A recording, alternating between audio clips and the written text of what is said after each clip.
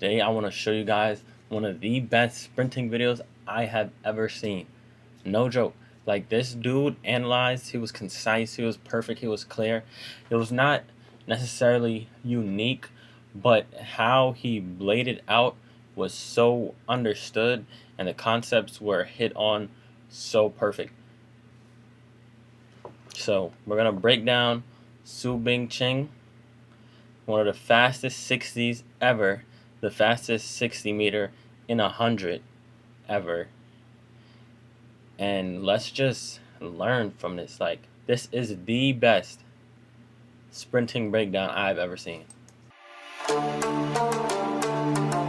Hey guys, it's JP Gloria, and today we're going to go over the running form of Su Bing Chang, who is currently the fastest Asian to have ever run the 6 meter and 100 meter race. Recently, I've been making running videos looking at long distance runners whose running mechanics are more predicated toward efficiency. This time we're looking at sprinting, where the main focus is usually to improve power and speed. Now let's look at Su Bing Chang's running form and see a little bit of what makes him one of the fastest men in the world. This time we will be analyzing his running as he runs the 6 meter race. Before we get into looking at specific parts of his body, I want you guys to take a look at Su's start. Su is known for his great starts in his races. As you guys know, during sprints, the start is a very important part of the race. Now, as you watch this clip, you can see a few key points to his great start. The first we will talk about is his cadence as he pushes off from the blocks, which is basically based on how fast he can take steps. As noted in a research study looking at biomechanical differences in faster and slower high-level sprinters in the Journal of Human Kinetics, the findings suggest that faster sprinters during the block start have higher force magnitude, which is comprised of rear block total force and vertical rear block force, as well as increased rate of force development. Now, we can't exactly measure the amount of force they are applying through the blocks during the race, but we can look at the rate at which they apply the force, which is through the steps they take.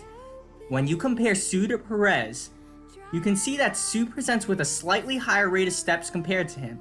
This supports the findings seen in the research study, as I stated before. Obviously, there are more factors to the starting block performance leading to improved speeds, because Collins also presents with basically the same cadence as Su during the start. Well, there is another factor of the starting block performance that we can see. A noticeable difference when looking at Collins and Su's start is the path deviation, which basically shows how well they can run in a straight path. Looking at Collins and Perez, you can see there is a path deviation to the right as they push off the blocks. Su presents with very little path deviation and maintains a relatively straight path, which means improved efficiency of force application toward the desired direction, leading to improved speeds. Another thing I'll briefly mention about Su's start is how smoothly and quickly he transitions from starting position to upright position. To visually see this, I'll rerun the clip again.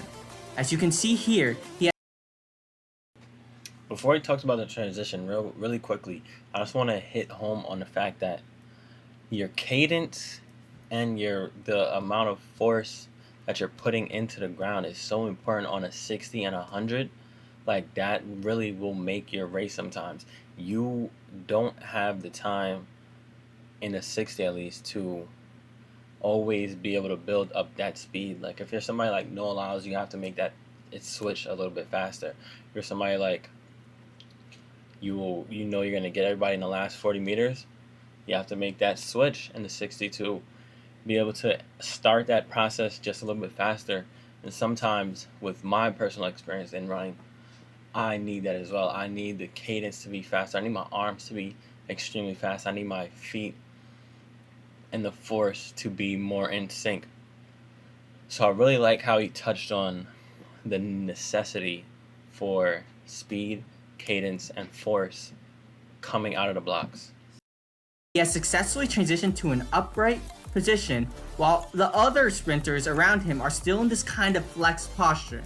Being able to do this quickly and smoothly is key to faster times in these races. Now, let's look more closely at different components of the body. This time, instead of looking at the side view of the foot, I want you guys to take a look at the front of his body, as this will better illustrate one of the key things I want to point out, which is ankle stabilization. When landing on the foot, there's a little bit of an inward collapse that naturally occurs, known as foot pronation. This allows for some force absorption to prevent excessive stress on the foot. Now, too much pronation can lead to increased stress on the ligaments, but what this also does is cause slower leg turnover, leading to decreased speeds during a race.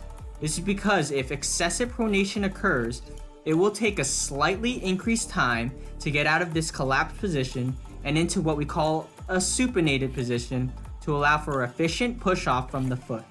Now, I'm not saying that these sprinters go into excessive pronation, but if you notice, their feet go into a slightly more collapsed position compared to Sue. Looking at Sue's feet more closely as he runs, he does not go into a pronated position as much, which leads to quicker turnover, causing improved speed and performance during the sprint. To do this, it takes a tremendous amount of strength and control in the legs, especially in sprinting, as there is so much force going through the legs as it touches the ground. When the muscles of the legs, especially the hips and ankles, are not strong enough, this force will usually drive the foot into a collapsed position, causing decreased leg turnover as stated before. Now, Ankle stabilization for beginners is so important. There's so many young runners and sprinters that I see that will land on the back of their heel, or they'll start the strike here. They'll start the strike here on their toes, but once they hit the full ground, like they're hitting all of the ground. That shouldn't be happening. When you look at Sue and when you look at all the other elite sprinters, your ankle and your foot will get closer to the ground. It will go down, but a complete collapse is how you put your sprinting in shambles. That's how you kill the force that you're putting into the ground. That's how you kill your leverage that you're making from producing the force at the start of the race. That's how you kill your acceleration. Supination. Now, I thought like this was something that you can fix. I thought this was something that you can naturally like build your way out of, but it's not. It's part of how your body moves biomechanically. You start out like if you watch every sprinter when they hit the ground. If you watch when they hit the ground, their foot starts like this, and then your foot gets like that, right? Was that a good example? All right, let's use the phone, right? How it's tilted. You will hit like this, kind of. You won't, like, nobody really lands like this and then just kicks back.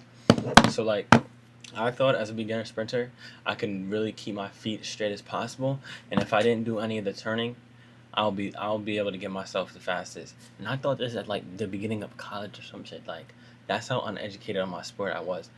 But learning this and seeing more track and learning more track, you understand that the supination and sometimes landing on the outer side of your foot is just naturally human-like. Like your foot, when you land, you have to turn on your foot.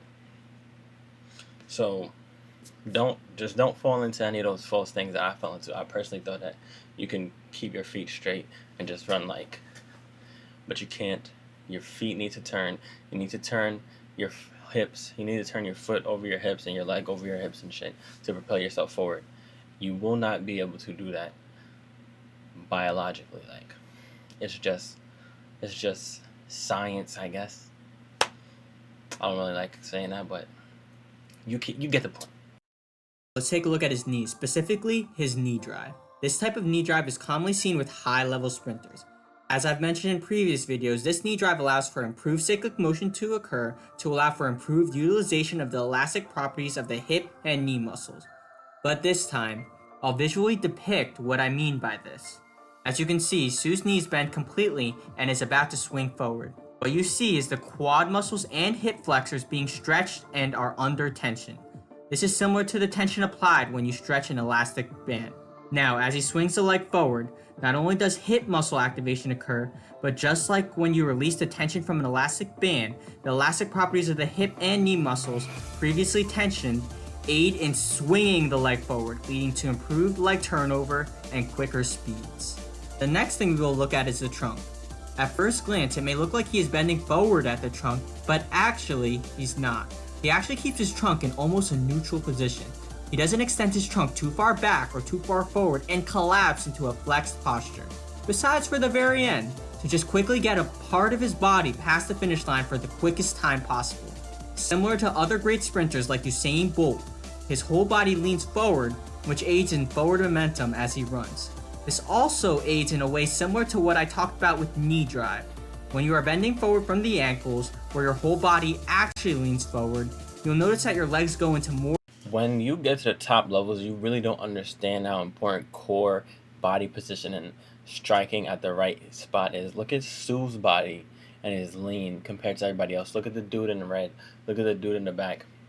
Look how the dude in the back is a little bit more scrunched, like sitting in the seat. Sue is completely extended.